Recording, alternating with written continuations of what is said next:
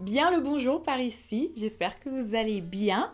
Moi ça va en ce moment, c'est pas forcément la période la plus simple parce qu'il fait très moche dehors et j'ai un petit peu du mal à trouver de la motivation, mais je me suis dit que j'allais mettre de la couleur sur moi derrière et vous tournez une petite vidéo dans laquelle je vais vous raconter des petites anecdotes qui me sont arrivées en 8 ans de freelance. Pour celles et ceux qui ne me connaissent pas, je m'appelle Louisa, je suis créatrice de contenu et illustratrice freelance depuis maintenant 8 ans et j'habite à Berlin où j'exerce mon activité. Si ça vous intéresse, vous pouvez retrouver plein de vidéos autour de mon activité, des conseils entrepreneuriat sur cette chaîne, mais également mes illustrations sur mon compte Instagram. Et donc forcément en 8 ans d'activité, il y a des choses qui se sont moins bien passées et j'ai eu envie d'en discuter avec vous. C'est pas du tout une vidéo dans laquelle je vais laver mon linge sale en public. J'ai absolument aucun problème avec aucune des personnes qui est citée, bien au contraire. C'est plus juste un retour d'expérience, tout comme tu peux avoir une conversation avec, je sais pas moi, une copine illustratrice qui va te parler d'un marché de créateurs qu'elle a fait et sur lequel elle a rien vendu, elle a perdu de l'argent. Voilà, c'est tout, il y a vraiment rien de dramatique. Et comme d'habitude, je vais faire de mon mieux pour que cette vidéo soit un petit peu éducative tout de même, en essayant de vous donner à chaque fois des enseignements que j'ai eus de chacune de ces expériences. Et évidemment, je vous demanderai aussi en commentaire de ne pas hésiter à rajouter des petits conseils et aussi raconter peut-être certaines de vos mésaventures parce que des fois ça fait du bien de se dire qu'on n'est pas seul et des fois il y a certaines choses qui sont tout simplement peut-être un petit peu drôles. Je vais commencer par deux premières histoires qui incluent ma boutique en ligne et qui sont deux histoires dans lesquelles j'ai perdu de l'argent. Il y a quelques années, je vivais à Bordeaux et alors j'arrive plus du tout à me souvenir si c'était moi qui avais contacté les personnes parce que je connaissais quelqu'un qui exposait là-bas ou si les gens étaient venus vers moi, bref, je sais plus trop comment ça s'était fait. En tout cas, il y a une mise en relation qui est faite avec un concept store sur Bordeaux où différents créateurs indépendants pouvaient avoir une table sur laquelle ils pouvaient vendre leurs différentes créations. Et donc moi, il faut savoir qu'à ce moment-là, j'avais jamais vendu en fait en dehors que sur ma boutique en ligne et je me suis dit bah tiens, c'est une bonne occasion pour pouvoir me challenger et pouvoir aussi potentiellement toucher des gens en dehors de ma cible et je décide de prendre une table là-bas et de vendre mes créations. Premier petit souci, c'est que le loyer était relativement élevé pour une indépendante comme moi parce qu'il tournait aux alentours de 500 € si je dis pas de bêtises et les gérants prenaient également une commission sur tout ce qu'on vendait. Donc en tant que créateur indépendant, lorsque ton print le plus cher est à 25 € et que tu fais des planches de stickers à 5 €, autant vous dire que dès le départ, ça aurait dû être un petit peu une sorte de red flag par rapport à ma situation où j'aurais dû me dire écoute Lisa, tu seras jamais rentable sur cette affaire.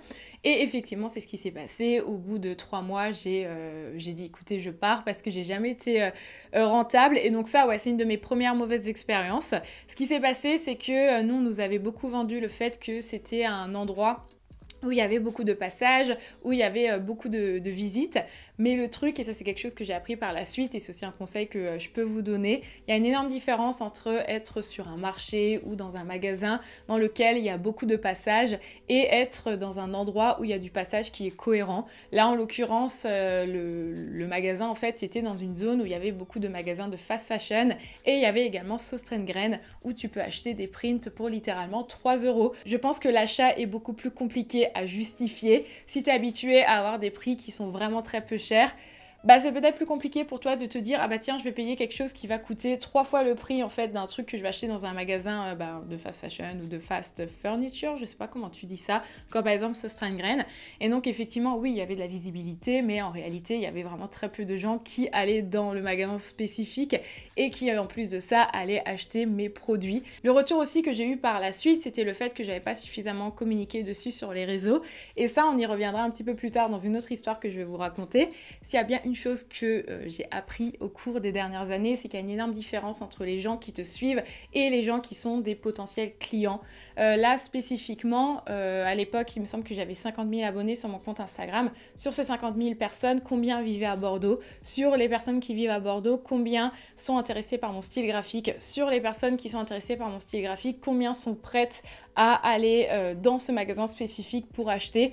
voilà, en parler sur les réseaux, c'est vraiment très chouette, mais c'est pas parce que tu as beaucoup de gens que forcément ce sont des personnes que tu peux convertir en clients. Donc ouais, petit conseil, faites quand même attention au prix de la location d'un stand, de la location d'une table, peu importe, voilà, que ce soit dans un magasin ou dans un marché. Et si vous avez des conseils par rapport à ça, je suis preneuse parce que c'est vrai que par la suite, je suis pas fermée à l'idée de vendre à nouveau mes illustrations en dehors de ma boutique en ligne. Si vous avez des retours d'expérience par rapport au fait de vendre sur des marchés, par rapport au prix, dans des magasins, est-ce qu'il faut acheter le stock, est-ce qu'il faut payer un loyer? N'hésitez pas en commentaire, je suis vraiment preneuse. Il y a aussi une chose que j'ai appris par rapport à cette expérience et qui aurait pu peut-être me mettre la puce à l'oreille, c'était rien que voir en fait sur ma table pour combien d'argent j'avais. Il faut savoir que, voilà, effectivement, je vendais des stickers pour 5 euros, je vendais des tote bags pour peut-être 10 euros. Ben, j'avais même pas pour 500 euros en fait sur ma table. Donc déjà, à partir de ce moment même, j'aurais dû savoir que ça allait pas du tout être rentable. Une autre histoire qui m'est arrivée où j'ai perdu de l'argent, encore en lien avec mes produits, c'est évidemment sur ma boutique en ligne. C'est assez dur de faire des produits qui fonctionnent tout le temps, d'autant plus que moi j'ai beaucoup de difficultés à pouvoir m'aider d'Instagram. Sur Instagram, vous avez tendance à pas forcément m'aider en fait. Moi des fois je fais des sondages où je dis aux gens vraiment si vous voulez acheter ce produit, c'est-à-dire vraiment votez oui, pas si vous aimez le produit, si vous pouvez vous projeter, l'acheter. Je dis vraiment si vous êtes prêt à sortir la carte bleue et l'acheter, s'il vous plaît, votez oui au sondage. Et le nombre de fois où je fais ça, les gens sont en mode oui, c'est sûr que j'achète. Je mets le produit en ligne, personne ne l'achète. Et ça, c'est arrivé sur plein de produits. Ce qui fait que maintenant, j'arrive à un stade où je demande même plus l'avis parce que dans tous les cas, je suis vraiment biaisée par rapport au choix de produits que je dois mettre. Donc moi, c'est ça qui fait que plus d'une fois, j'ai sorti des produits où j'étais persuadée que ça allait fonctionner et ça n'a pas du tout fonctionné. Ça a été le cas il y a quelques années, j'ai fait des tote bags. Et j'ai perdu énormément d'argent dessus parce que je pense que je ne me suis pas questionnée par rapport à l'usage de ce produit qui est en fait un produit qui est aujourd'hui disponible dans n'importe quel foyer. Je pense qu'aujourd'hui tout le monde a un tote bag chez lui, voire même cette pile de tote bag qui te sert à faire des courses parce que c'est un produit qu'on peut même par exemple recevoir gratuitement dans les supermarchés. Donc je pense pas que j'ai réussi à créer un besoin sur un produit spécifique et j'avais fait beaucoup de tote bags que j'avais fait d'ailleurs sérigraphier en France et malheureusement ça n'a pas du tout fonctionné, j'ai perdu de l'argent dessus. Pareil, j'avais fait des t-shirts aussi à un moment où j'étais peut-être un petit peu moins conscientisée par rapport à cette question de la fast fashion. Et ce qui s'était passé, c'est que j'ai eu des soucis d'impression parce que je pense que j'avais... Enfin, je m'y connaissais pas du tout, donc je pense que j'ai choisi des mauvais t-shirts, ce qui faisait que l'encre en fait ne tenait absolument pas sur le t-shirt. Et forcément, j'ai payé les prestataires qui ont fait ça, d'ailleurs, qui était l'atelier Bitonio que je vous recommande. Et malheureusement, j'ai dû brader en fait mes t-shirts. Dans tous les cas, j'allais pas les jeter. L'impression était mauvaise, mais je me suis dit, vous pouvez les acheter pour quelques euros. Comme ça, ça fait toujours un t-shirt pour les gens. Et ouais, j'ai perdu de l'argent là-dessus. Les derniers produits que j'ai pu faire et qui m'ont vraiment fait perdre beaucoup d'argent, et vraiment, je peux plus les voir. Ce sont mes risographies. Mes risographies, quel échec, vraiment. Il faut qu'on en parle. Je crois que c'est la plus grosse connerie que j'ai faite pour ma boutique en ligne. Pour vous expliquer un petit peu le contexte, j'ai vraiment fait une vidéo dédiée à ça, si ça vous intéresse. J'ai eu une énorme perte de chiffre d'affaires, d'activité, d'engagement pendant quasiment 1 an et demi parce que j'allais pas trop bien au niveau de ma santé mentale et je pouvais pas être disponible en fait sur toutes les plateformes. Mais si ça vous intéresse, vraiment, j'en parle un petit peu plus dans cette vidéo. Et forcément, ce qui s'est passé, c'est que j'ai eu un désintéressement de la part de mon audience. Et ma boutique en ligne, en fait, elle était fermée, je crois, depuis à peu près 2 ans et demi. Et c'est vrai que c'est un projet, en fait, sur lequel j'ai très peu communiqué. Et d'un coup, elle a été réouverte, cette boutique en ligne. Donc, il faut savoir que pendant 2 ans et demi, j'en ai pas parlé. Et d'un coup, le truc réouvre de nulle part, ce qui fait que j'ai vraiment fait une très mauvaise communication. Et donc, forcément, j'ai pas eu énormément de ventes.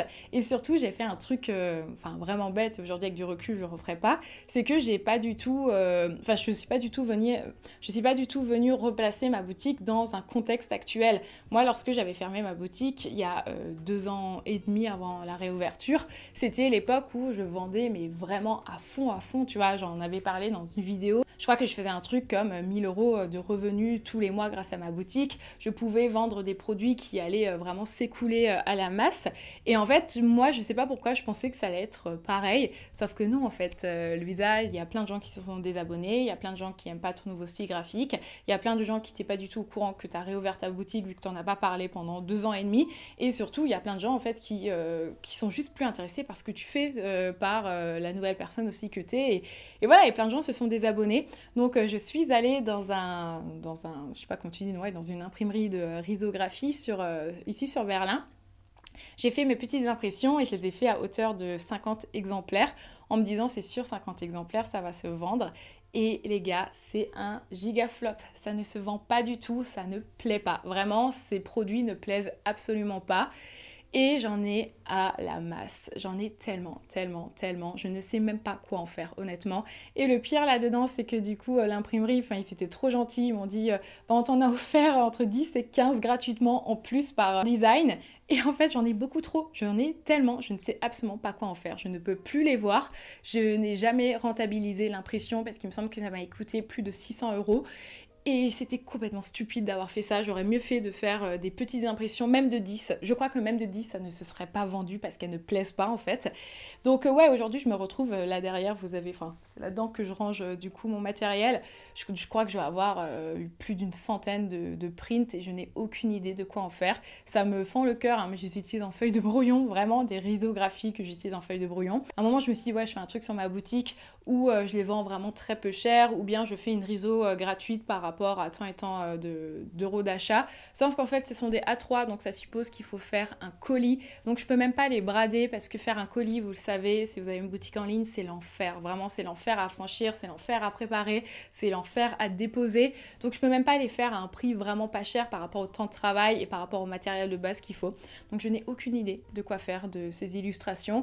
Et le fait de savoir qu'elles m'ont coûté aussi cher et qu'elles m'ont fait perdre autant d'argent renforce le fait que je les déteste, tout simplement.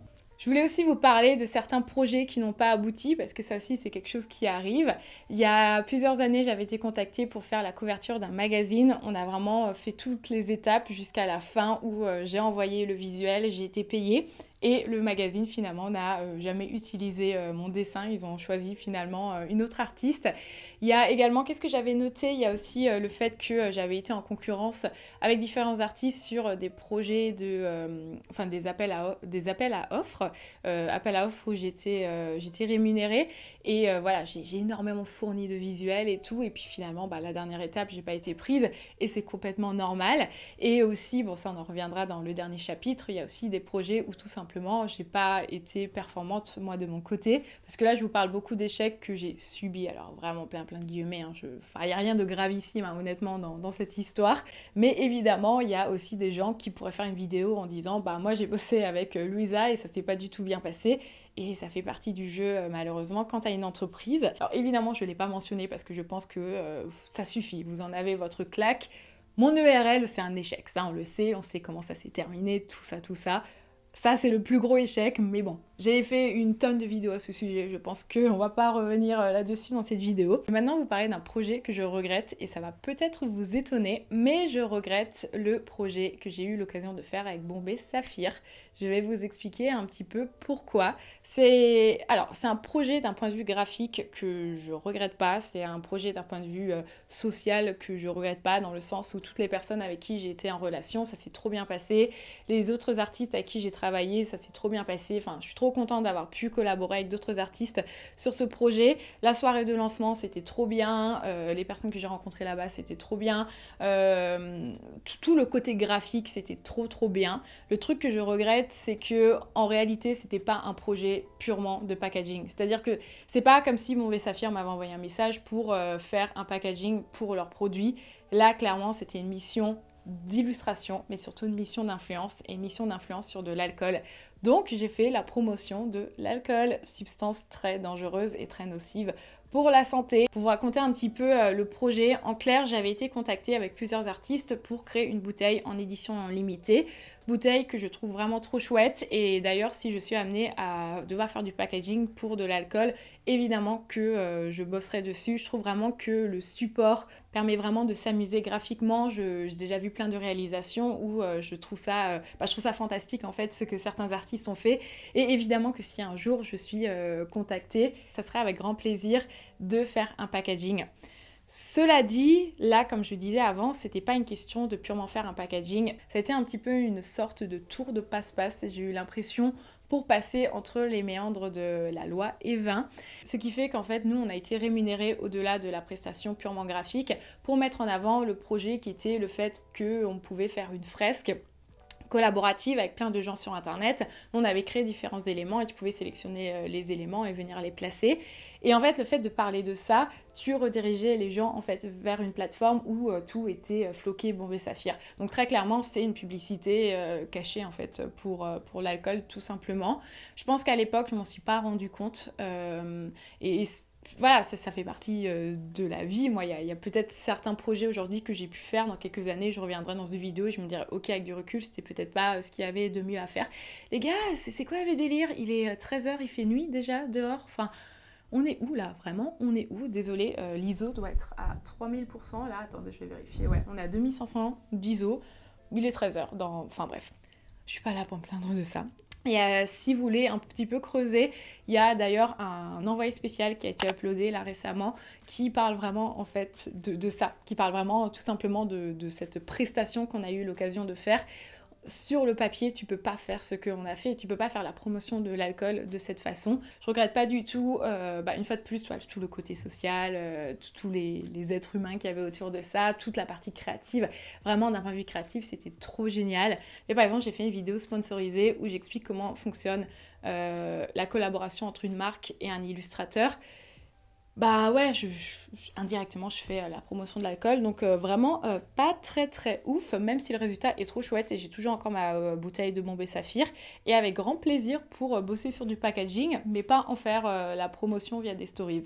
Je vais maintenant prendre mon ordinateur pour vous parler d'un sujet qui a eu beaucoup de questionnements lorsque j'ai commencé à l'aborder. Je vais vous parler de ma formation Domestika qui m'a pas rapporté d'argent et vous parler un petit peu de tout ce système que j'ai vachement re-questionné au cours des 2 dernières années. On va dire cette partie de la vidéo me crée un petit peu de l'inconfort dans le sens où je me suis super bien entendue avec toutes les personnes tout le long du projet.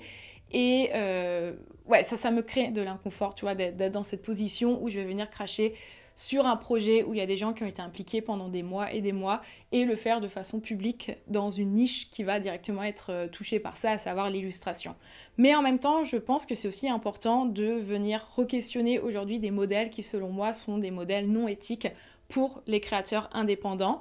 Donc ce que je vais vraiment venir critiquer en fait dans ce passage, c'est l'entité Domestika, c'est la maison mère Domestika, c'est en aucun cas les personnes avec qui j'ai pu être en contact, toute l'équipe avec qui j'ai été en contact pendant plusieurs mois et pendant les quelques jours de tournage, ça s'est trop bien passé, l'équipe elle était hyper bienveillante, elle était à l'écoute, elle était intéressée par ce que tu faisais. Enfin voilà, ça s'est vraiment trop bien passé. Je sais même que le dernier jour, j'ai mangé au restaurant avec les gens. C'était vraiment chouette. J'ai cependant beaucoup de questionnements par rapport au modèle, en fait, tout simplement, qu'est Domestika. Domestika est une plateforme où tu peux acheter des formations qui sont faites en collaboration avec des créateurs. Tu as vraiment sur tout thème, ça peut être de l'illustration, tout comme du crochet, tout comme... je crois que tu as même un truc pour, par exemple, faire tes produits ménagers. Vraiment, t'as de tout dessus. Et en fait, l'avantage de Domestika, c'est que ce sont des cours qui sont au niveau de l'esthétique vraiment très professionnels. Il y a des très belles images, ça donne vraiment envie et surtout, il y a des très petits prix. Je pense que vous voyez où je vais arriver par rapport à ça. Moi, j'ai découvert la plateforme en 2019 ou 2020 et d'ailleurs, j'en avais parlé dans un studio vlog. J'avais acheté quelques formations à ce moment-là. Et je trouvais ça vraiment génial.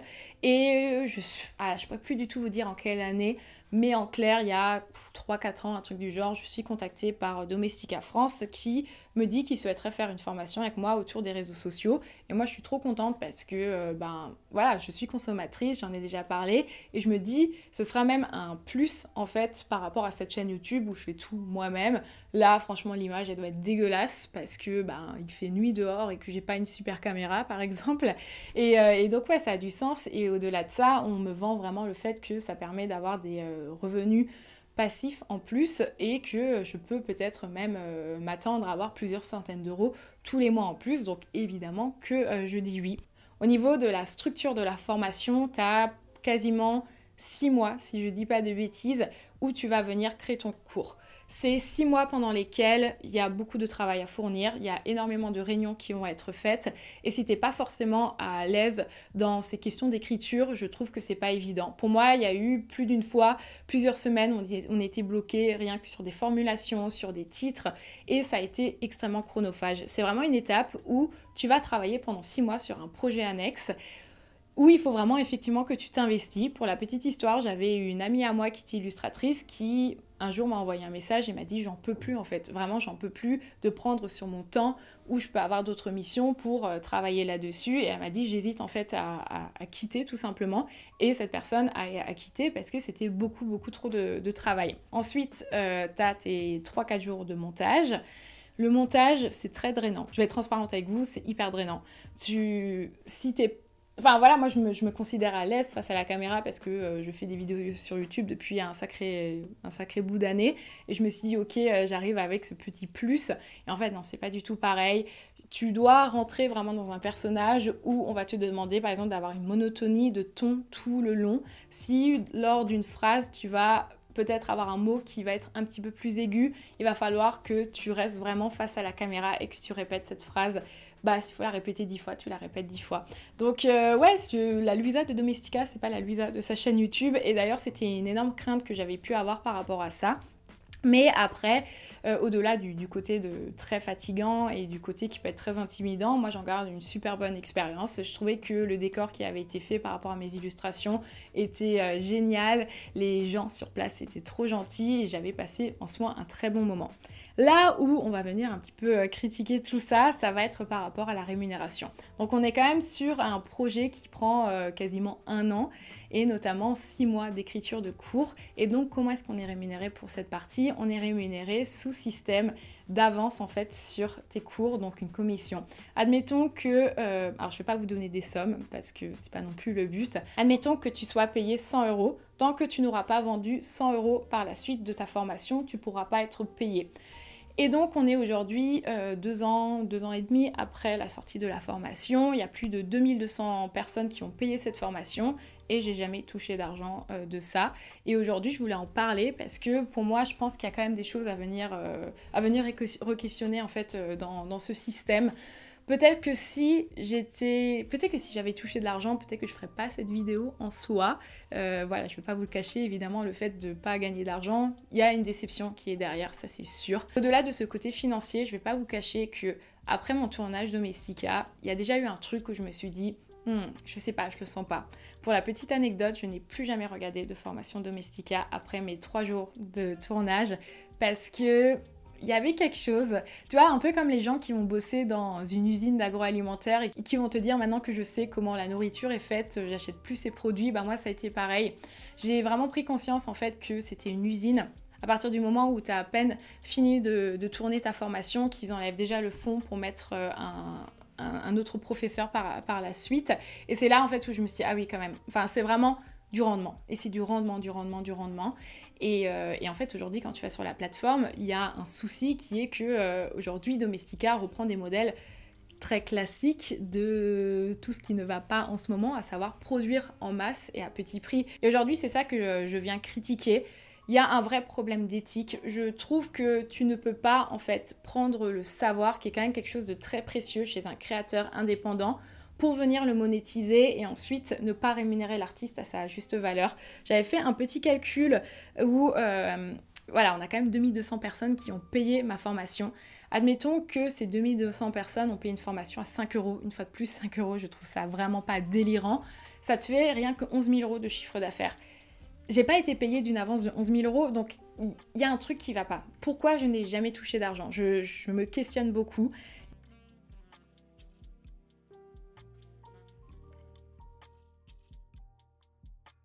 Il y a aussi ce truc où, au-delà de la formation, on va te dire qu'après, il faut que tu t'occupes du forum. Donc, toi, tu es censé garder ce rôle pendant des mois où tu vas travailler gratuitement. Aujourd'hui, si je vais être sur le forum, ça serait quelques heures dans la semaine où je ne suis pas payée pour le faire. Et je suis vraiment désolée pour tous les élèves qui sont sur la plateforme, qui m'ont partagé des projets. En fait, le truc, c'est juste que je ne peux pas me permettre de passer 2 heures par semaine sur un projet qui me rapporte pas de l'argent, mais qui rapporte de l'argent en fait à Domestika, tout simplement.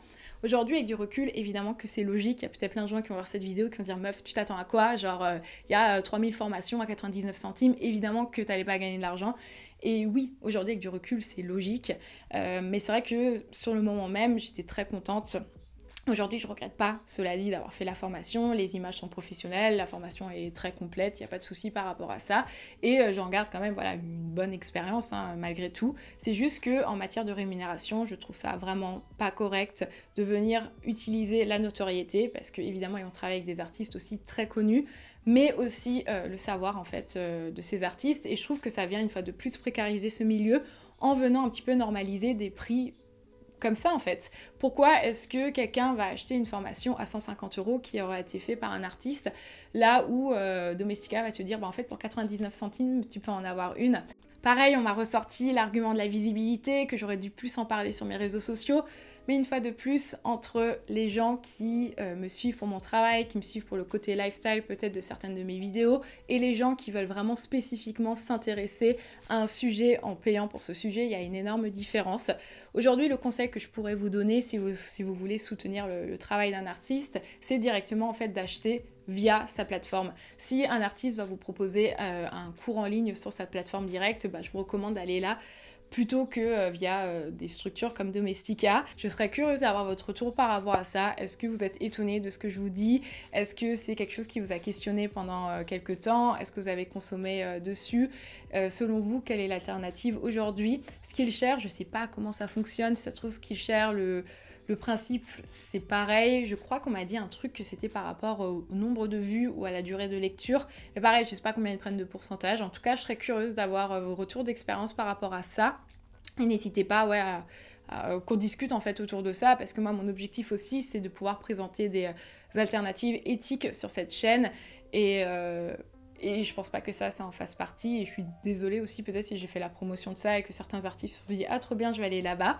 Après, honnêtement, si vous êtes contacté par eux et que ça vous fait plaisir, voilà, n'hésitez pas. Moi, je le referai pas. Si je suis recontactée à nouveau, j'en referai pas une. Mais il y a quelques années, j'étais très contente. Et aujourd'hui, je suis très contente qu'elle soit sortie. Le seul truc que je regrette d'un point de vue visuel, c'est que les photos, elles sont pas du tout optimales parce que j'étais épuisée. Vraiment, c'est le tournage, il m'avait roulé dessus. Et donc, ouais, les photos, tu vois vraiment que mon âme est sortie de mon corps. À part ça, je suis trop contente du résultat final. C'est juste que je regrette que j'ai jamais été rémunérée malgré les 2200 élèves. Je voulais terminer par du coup une dernière expérience et puis après une sorte de petite conclusion, on va dire. Un des derniers projets qui s'est pas trop bien passé, c'était il y a quelques mois. Il y a quelques mois, je suis contactée par une boîte avec laquelle j'ai déjà eu l'occasion de travailler. Sauf qu'en fait, c'est pas la boîte directement, c'est une agence qui va rechercher des talents / influenceurs et qui va s'occuper un petit peu de toute cette partie administrative, de mise en relation et qui va envoyer tout ça aux clients. Donc on est contacté pour un projet qui a l'air vraiment très chouette parce que ça serait un projet dans lequel je ferais du contenu court sur les réseaux sociaux et je montrerai comment est-ce que je ferais des illustrations. Le budget est cohérent, enfin bref, tout se passe vraiment très bien, sauf que eux sont hyper pressés de leur côté. C'est-à-dire il faut envoyer le plus rapidement possible. On est un jour férié, donc Mathilde qui travaille avec moi ne travaille pas. Moi, je travaillais ce jour-là parce que... En fait, moi, vraiment, ça dépend. Il y a des jours où je prends les jours fériés allemands, plus les jours fériés français, et je me dis, tiens, j'ai plein de jours fériés dans l'année. Puis après, il y a des jours où je suis en mode, ok, je travaille en Allemagne vu que c'est férié en France, et puis inversement. En tout cas, ce jour-là, c'était férié en France et pas en Allemagne, donc moi, je travaille. Et je dis à Mathilde, je suis désolée de te déranger pendant ton jour férié, mais il faut absolument que tu fasses un contrat, en fait, pour la marque, parce qu'ils sont hyper pushy. Vraiment, ils sont en mode, est-ce qu'on peut avoir tout ça avant telle ou telle heure? Donc, on se précipite. Mathilde travaille sur son jour férié. Et pareil, on nous met vraiment une réunion de last minute, il faut absolument que tout soit fait le plus rapidement possible. On nous dit ouais, il faut tout publier la semaine prochaine. On leur dit bon, doucement les copains, vous pouvez pas venir en mode coucou, on a ce projet, vous pouvez tout publier la semaine prochaine, ça marche pas comme ça. Donc il y a vraiment toute cette notion de stress et cette notion de précipitation. Et on me dit ouais, il faut que tu commences à envoyer ton storyboard et tout. Donc moi je fais mon petit storyboard, je passe toute une matinée à vraiment réfléchir à un concept, à tout dessiner. J'envoie tout, silence radio, vous sentez le truc arriver. C'est trop bizarre, c'est très souvent pareil, les gens qui sont vraiment dans la précipitation et qui du jour au lendemain, comme les clients, tu sais, qui sont en mode vite, vite, vite, vite, et au moment de la facturation, ils sont là, ah oui, non, j'ai eu des problèmes de comptabilité. Bref, on a quelques temps sans réponse, jusqu'à ce qu'on nous dise, non, mais en fait, finalement, le projet est abandonné. Et nous, on leur a dit, bah, écoutez, c'est pas très franchement correct parce que nous, on a bossé en fait, on a bossé en amont. Donc, ça serait bien aussi que vous puissiez faire un geste par rapport à ça. Aucun souci, on va vous payer pour cette partie où vous avez bossé, donnez-nous votre RIB. On n'a jamais eu de nouvelles, je n'ai jamais vu la couleur de cet argent plusieurs mois plus tard et malgré les relances. Et je terminerai tout simplement par le fait que moi aussi, je suis une mauvaise expérience pour d'autres personnes parce que c'est complètement normal. Je pense que plus d'une fois, j'ai bossé avec des clients qui ont été déçus de ma prestation. Moi, je sais qu'il y a certains projets justement pendant cette année où ça allait vraiment pas par rapport à ma créativité, où j'ai fait des projets qui...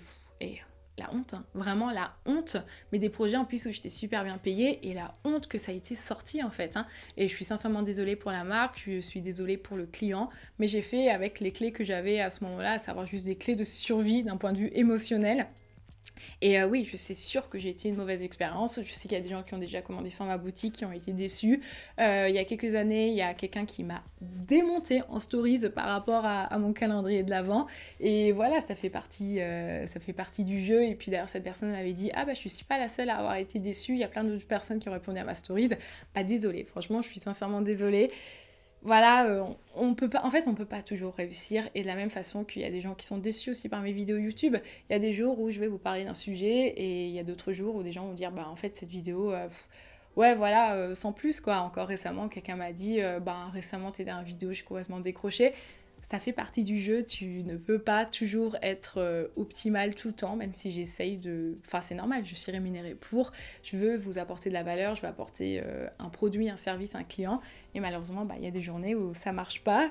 Et ouais, je crois que je vais m'arrêter là. J'espère en tout cas que cette petite vidéo vous aura plu, que vous aurez appris des choses, que peut-être ça vous aura aussi peut-être que ça vous aura aussi fait du bien en vous disant que ça arrive un petit peu à tout le monde d'avoir des mauvaises expériences. Comme d'habitude, n'hésitez pas à me laisser un commentaire si cette vidéo vous a plu, laissez un pouce en l'air et à me raconter vous aussi des expériences. Si vous avez des petites expériences qui se sont mal passées, ça sera avec plaisir pour vous lire. Et aussi si vous pouvez appuyer mes propos par rapport à certains questionnements, ben ouais, avec grand plaisir. Comme d'habitude, je vous souhaite une excellente journée. Je vous fais un petit cœur et je vous dis à très bientôt.